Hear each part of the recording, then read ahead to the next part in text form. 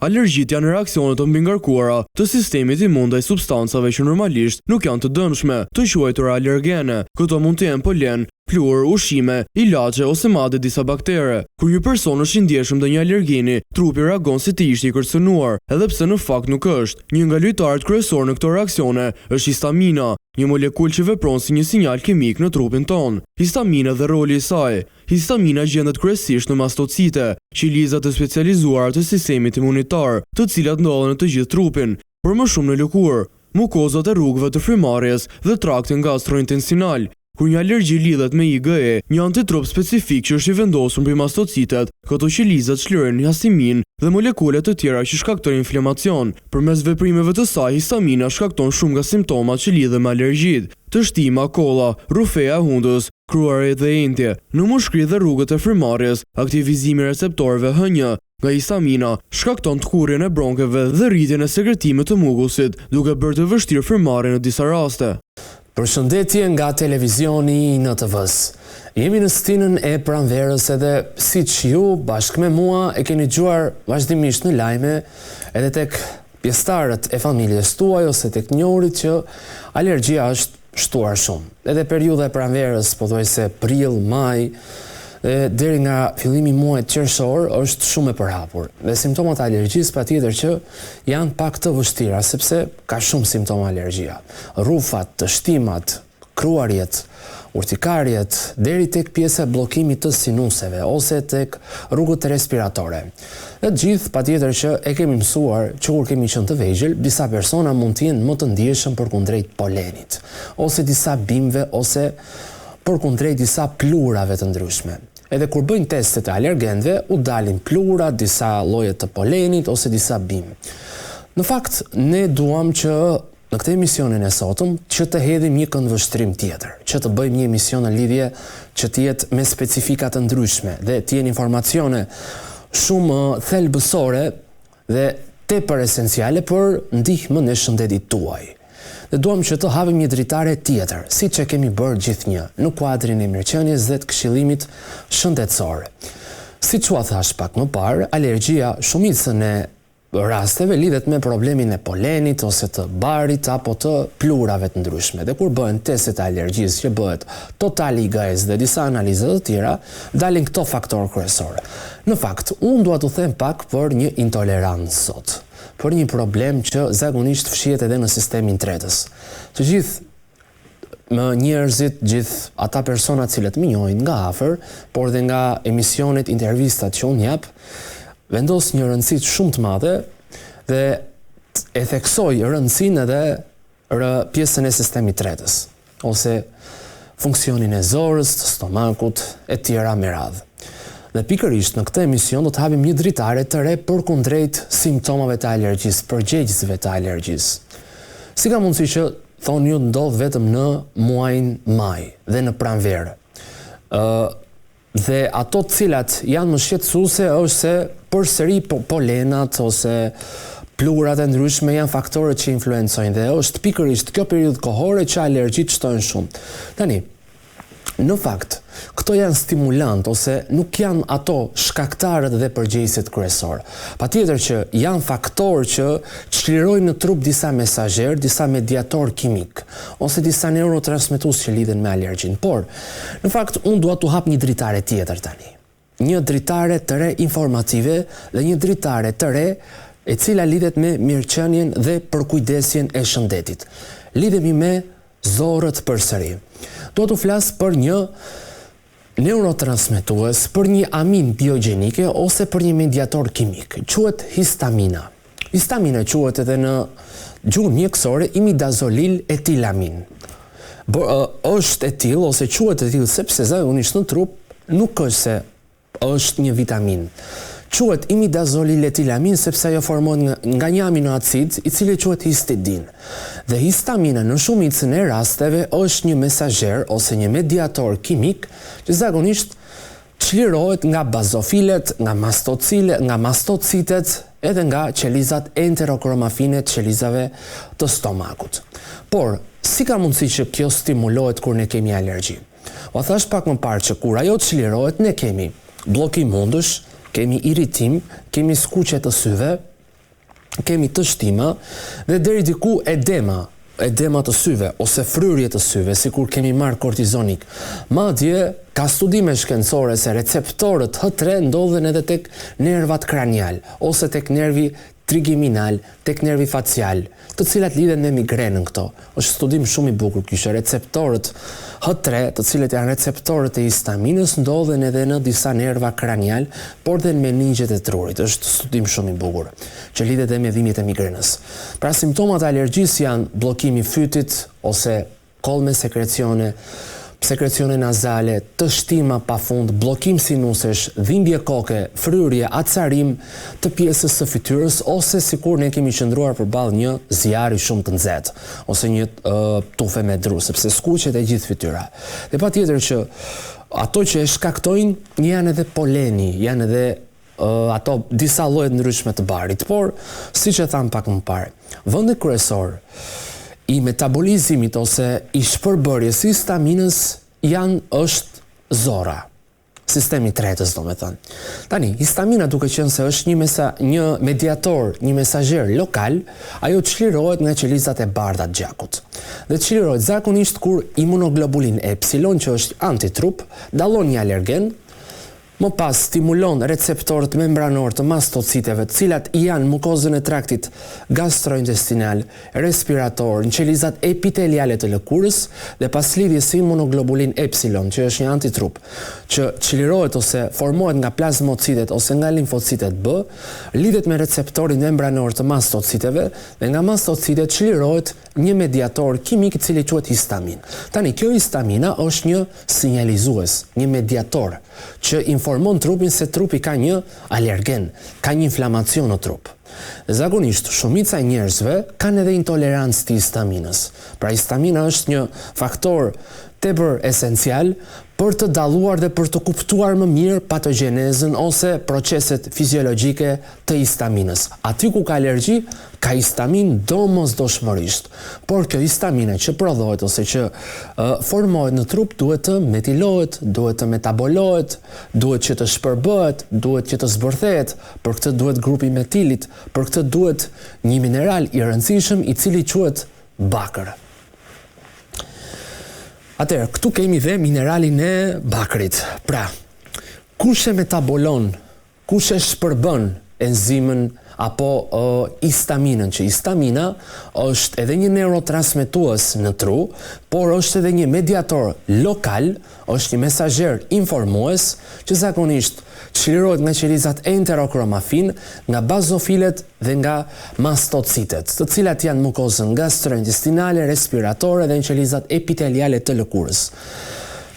Enzima e cila bën të mundur shpërbërjen, sepse histamina e tham pak më parë, përbëj nga një unaz aromatike kimike, kryesisht nga grupi imidazolik, që grupi imidazolik ka 3 atome karboni, 2 atome azoti dhe grupi etilaminik. Dhe ndryshe quhet imidazolil etilamina. Enzima kryesore që e shpërbën, e zbërthen këtë, është një enzim e cila quhet diaminooksidaz ose histaminaz. A dini se ku ndodhet kjo? Tek qelizat e murit të zorës së hollë, ose tek mikrobiota dhe tek zora e trash. Diaminooksidaza, vendin kryesor të saj ka zorët. Kryesisht tek enterocitet, tek qelizat enteroendokrine, të cilat e shpërbëjnë dhe e zbërthejnë. Diaminoksidaza bën të mundur shkëputjen e grupit aminik, pra etilaminik nga histamina. Dhe më pas, nga diaminoksidaza formohet acidi imidazoacetaldehid. Më pas, imidazoacetaldehidi nëpërmjet një aldeide hidroginaze konvertohet në ribozil imidazolacetik. Pra, si fillim histamina, i hiqet grupi etilaminik ose i hiqet grupi aminik nga diaminoksidaza, formohet acidi imidazoacetaldehid, është një aldeide hidroginaz dhe formohet acidi ribozil imidazolacetik që ekstrahetohet me anë të urinës dhe nuk është i dëmshëm. Por kofaktor kryesor i enzimës së diaminooksidazës është bakri, që lidhet me qendrën aktive të enzimës dhe bën që ajo të funksionojë në mënyrë më të shëndetshme. Këto janë informacione që po thuhen për herë të parë në Shqipëri. Nuk janë thënë pothuajse në asnjë emision tjetër në Shqipëri. Dhe pothuajse alergjiat, edhe fëmijët që kanë alergji, madje marrin dhe kortizon për ta trajtuar. kur ata ushqen keq me biskota, molto, sheqer dhe përsëri kanë histamin shumë të lartë në trup dhe kjo histamina rritet edhe shton shumë inflamacionin. Histamina mos të harrojmë që kur rritet nivelet larta, harxhon grupi metili, harxhon edhe kalium nga trupi. Informacione të rëndësishme dhe thelbësore, sa më shumë histamin, aq më pak metil, aq më pak kalium. Kofaktori kryesor i enzimës së diaminoksidazës është bakri, që është e rëndësishme dhe konsumimi i ushqimeve me bakër, të cilat përmendim arrat, përmendim kakaon, përmendim farat e kungullit, përmendim mëlçin, përmendim shpretkën, përmendim lëngun e mishit, gelatinën e kockave, që janë të rëndësishme dhe janë ushqime të pasura me bakër, pra farat e kungullit. Përmendim patjetër ushqimet si mëlçia, viçi, mëlçia ose pjesa e shpretkës, gjithnjë nga mishi i viçit. Përmendim lëngun e kockave, gelatinën, farat e kungullit, arrat, kakaon, që kanë mineralin e bakrit. Do të themi më pas edhe ushqimet që janë me të pasura me kuarcetin, me fisetin, apigenin, loganin, 7 glukozide ose disa flavonoid apo disa antioksidant. Dhe e tham pak më parë që diaminoksidaza qëndronte në murin e zorës së holle dhe të trash. Ama është edhe një enzim tjetër i cila quhet histamin metil transferaz. Kjo qëndron te rrugët respiratore, tek alveola, tek hundët, qëndron te bronket, bronkiolat, pra në sistemin respirator. Këtu kemi grupe metili.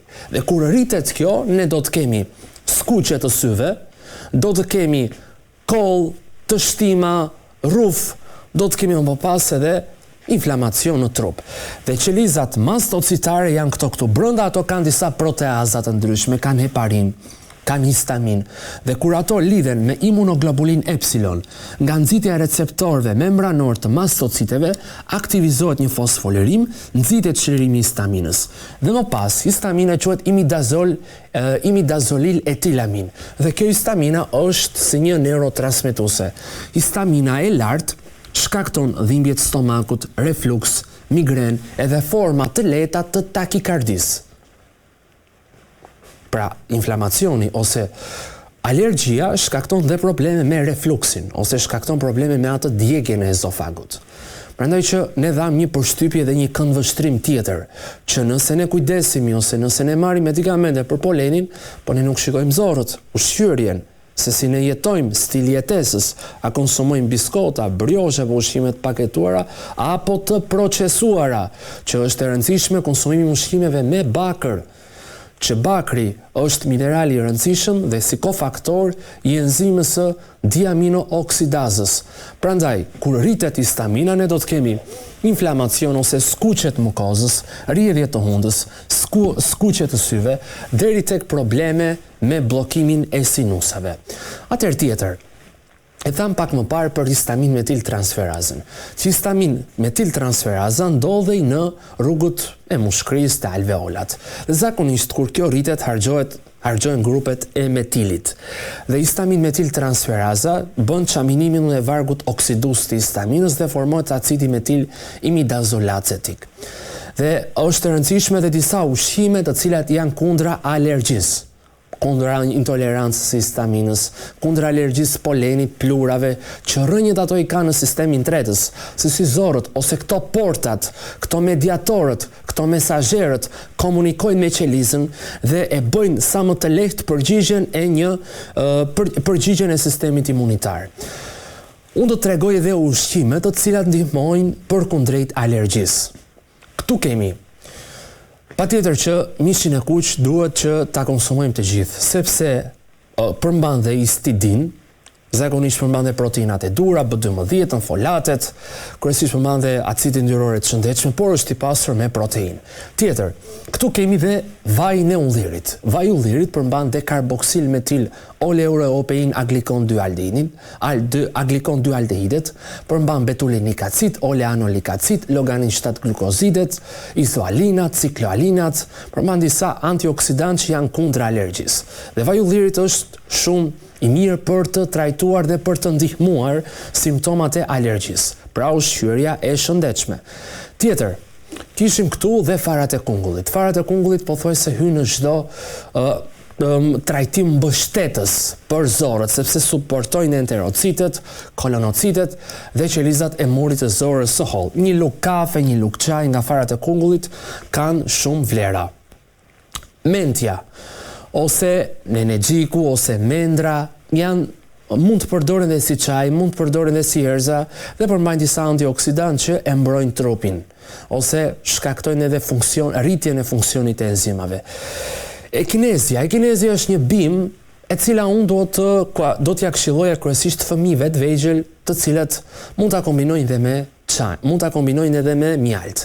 Bimën e ekinezias. Ekinezia përmban përsëri vitamin C, përsëri përmban disa bioflavonoid, izoflavone, përmban disa antocianina, ndonë ka nivele shumë të pakta, por i përmban për afarat e kungullit, ekinezian, menten, mishin, vezën e zjerë. Veza e zjerë e verdha e vezës ka ovoalbumin, pra duhet. Hudhra ka atë që quhet alin, aliksinat, izoalinat, përsëri ka disa antioksidant, ka disa terpen, monoterpen, ka disa molekule që shërbejnë kundra inflamacionit. Qepa e cila ka kuarcetin. Qepa ka elementin më të rëndësishëm që lufton alergjin. Qepa e bardhë dhe kuqe, madje janë edhe perimet që përmbajnë sulfur, repat e bardhë, repat e kuq, lulja e lakrës, lakra e bardhë dhe kuqe, që përmbajnë elementin e sulfurit, por dhe që kanë kuarcetin. Kuarcetin ka dhe vaj farës së zezë. Është e rëndësishme që ne ta suportojmë dhe ta mbështesim zorën, duke konsumuar dhe ushqimet pasura me kuarcetin. Siç janë qepa, siç është repat, siç janë repat, vaj farës së zezë, dhe këto ushqime të cilat janë të pasura me protein, flavonoid, izoflavone, ose komponent antioksidativ. Nga ana tjetër, unë përmenda pak më parë se histaminën e rrisin dhe disa ushqime, ku do të bëjmë kujdes pak nga turshit, nëse kemi një alergji pothuajse në stinën e pranverës. Nga turshit, do të bëjmë kujdes nga vera, nga alkooli, nga ushqimet e skuqura, llojet e djatrave, djatrat e paketuar, kremi djathit, të cilët mund të provokojnë dhe mund të çlirojnë histaminën nga qelizat mast. Pra sa më pak ushqime të fermentuara dhe të procesuara. Kujdes nga soja, që ua përmenda pak më parë, llojet e djatrave, djathi kaçkavall, ushqimet e paketuara, të procesuara, vera, alkooli, pjetë me gaz, që duhen eliminuar pak nga mënyra e ushqyerjes.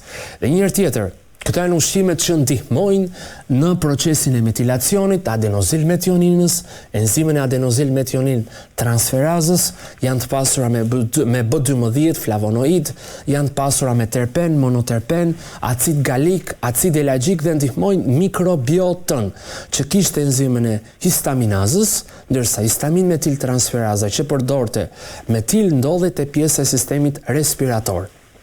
Prandaj, gjithnjë, rruga e dur për të trajtuar dhe për të ndihmuar një trup kur ka alergji është gjithëpërfshirëse dhe funksionale. Nuk ka alergji ose nuk mund të ekzistojë alergjia nëse ne kemi zorët e shëndetshme. Dhe patjetër që vëmendjen duhet ta fokusojmë dhe tek sistemi i tretës kur ne trajtojmë një formë të alergjisë. Pra, cilat janë simptomat e histaminës së lartë ose intolerancë e histaminës, reaksione në lëkurë, ose ndjesi për të pasur dhimbje, bloating që janë fryrjet ose që është pjesa e mos funksionimit të tretjes, dhimbje e kokës, pareatia në pjesën e kokës, migrena dhe deri tek këto plagështit ose lodhje trupore, që ne mund të kemi intolerancë të histaminës. Edhe mund të bëhet si analizë total IgE-ja. Pastaj është edhe vlera e zinkut, mineralet që duhen, zink, magnez me patjetër, bakër që unë ua përmenda pak më parë. Pra, nëse ne duam ta trajtojmë dhe ta ndihmojmë trupin ton kur ka alergji, fokusin duhet ta përqendrojmë edhe tek sistemi i tretës. Nga unë miq Luciano Bardhi u them natën e mirë dhe miru takofshim.